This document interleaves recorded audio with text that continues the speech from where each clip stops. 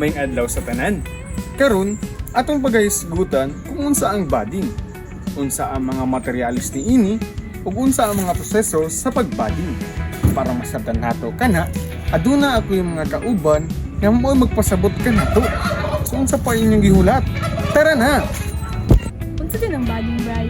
Ang budding usa ka pamaagi sa asexual reproduction diin ang gamay nga bud motubo kini gikan sa ginikanan.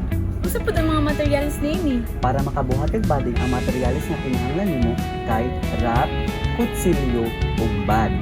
Dali naman di mga materials, Bray, O no? dali ra kaayo ang materialis Ang ani. proseso pud niini, dali na ba pod? Oo, ang proseso ani mao kini.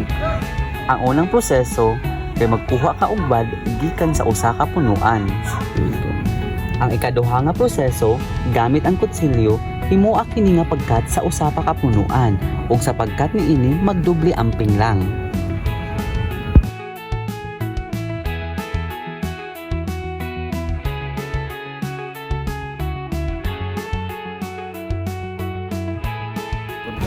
Ang ikatulo, isulod ang bud sa imong gikat nga punuan.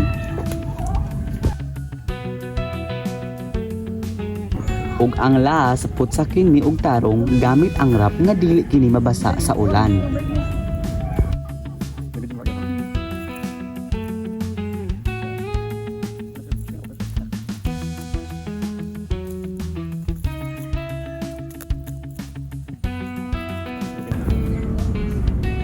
Dali ram pud kayo ang proseso, Bray, no? Oo, dali ra kaayo sa nagdagang kag mga tanom. Daghang salamat sa impormasyon, Bray. Daghan pod salamat sa inyong pagpaminaw. Pipila ka mga adlaw, ato kining balikan para sa part 2.